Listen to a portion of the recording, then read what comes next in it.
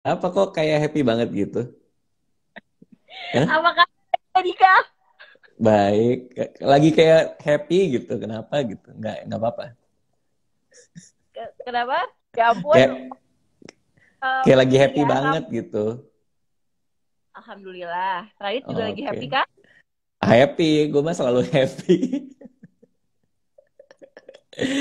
Gimana Put? Apa kabar Put?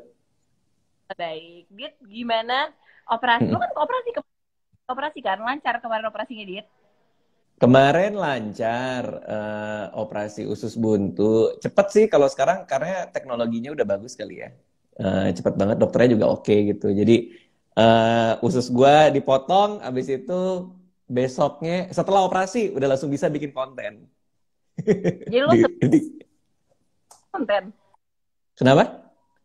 Lo sebelumnya bikin konten kan? Sebelum lo usus buntu, sebelum lo operasi kan lo bikin konten sama bini lo kan? Iya, sebelum operasi bikin bikin video reels. Sesudah operasi bikin juga video reels. Jadi emang emang ini banget. Lo video lo sama Anissa. Menurut gue lucu banget Kenapa? sih. Gue Oh, suka yang banget itu. video lo. Menurut gue lucu banget. Iya, iya, iya. Yang paling lucu tuh yang silent mode, Dit. Oh, yang makan kerupuk ya? Iya, Oh, yang makan kerupuk. Lo agak makanya, ngelek-ngelek dikit deh. Apa internet gue ya? kayaknya internet lo deh. Oh, masa sih? Kayak Putri agak hilang-hilangan dikit suaranya. Seharusnya sih aman nih gue. Oke, oke. Terus, terus, terus. Sekarang aman nggak? Aman, aman. Sekarang udah aman. Ini by the way banyak yang komen soal tanya aku terjawab sudah. Oh ya Oh teman-teman iya, jangan lupa. ternyata. Satu-satunya acara yang membuat gue keluar rumah adalah TTS. Untuk bertemu Makasih sama Om Deddy. ya, Dit. By the way, Dit, kita kan udah ngobrol. Lu juga udah di NSS sering banget juga. Udah 3 kali lu Ah, di NSS.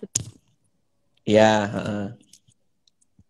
Nah, dan gue udah sering tanya ini sih, Dit. Tapi gue mau tanya lagi.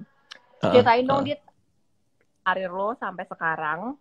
heeh. Karena kan kita tahu awal karir lo dulu dia penulis dan sekarang dan akhirnya lo bisa terus Hmm. mengerjakan.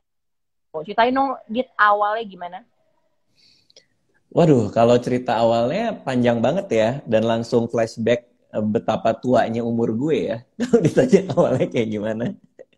Jadi saat itu lagi Romusha, zaman penjajahan Jepang. Terus gue pulang sekolah. Enggak, enggak dong, enggak setua itu juga dong gue. Enggak, jadi waktu waktu gue kecil emang gue tuh suka banget baca. Dan perjalanan seorang pembaca itu kan perjalanan seorang penulis ya. Lama-lama dari suka baca jadi pengen nulis dan belajarlah hal-hal yang berhubungan dengan kepenulisan. Termasuk diantaranya waktu itu gue sempat pengen belajar nulis dari beberapa macam buku gitu kan. Di sekolah juga diajarin sama guru bahasa Indonesia gue. Ikut lomba cerpen dan akhirnya jadi penulis deh ketika udah gede. Kalau sejarah singkatnya sih kayak gitu ya. Dan setelah dari penulis tuh jadi macam-macam tuh, jadi YouTuber, stand up comedian dan lain-lain. Dit, tapi ceritain lo gimana karir pertama saya kan lo udah penulis nih. Terus tiba-tiba apa yang lo untuk kayak pindah ke bidang yang lain? Itu yang pertama. Terus apakah Oh, menurut salah satu skill yang lo punya adalah adaptif dan berarti lo ngeliat nih apa hmm. opportunity yang lo berpindah-pindah atau gimana? Hmm. Jadi itu bermula dari pendapat salah satu orang temen gue ya, yang ketika gue lagi seneng-senengnya jadi penulis, terus dia bilang yang namanya penulis itu kan karirnya nggak ke atas, dia bilang nggak ada yang dari penulis tuh jadi manajer penulis, abis itu jadi direktur penulis, itu tuh nggak ada.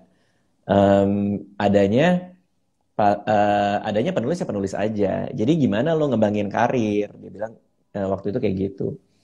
Nah, gue tuh kepikiran gitu, jangan-jangan kalau gue nggak ngembangin karir bisa ke atas, mungkin gue bisa ke samping. Jadi yang tadinya jadi penulis, manajer penulis, direktur penulis, gue bisa ke samping. Dari penulis, ya mungkin penulis naskah, jadi sutradara, sutradara jadi stand up komedian, dan akhirnya sampai sekarang jadi muter gitu.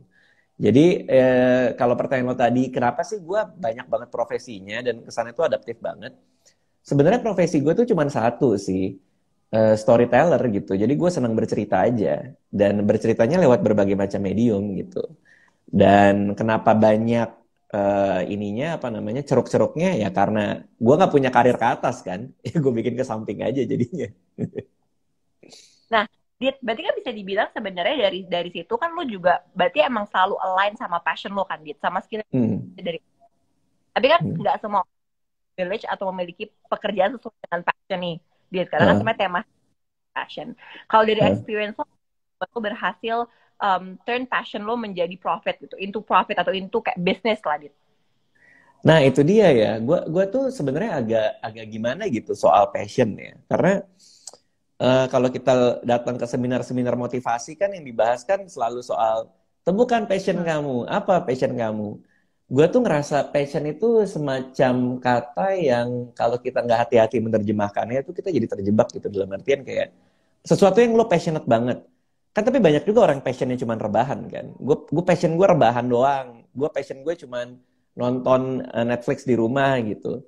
Ya gimana cara mereka membuat itu jadi sesuatu yang menghasilkan uang atau jadi karir kan nggak susah juga gitu.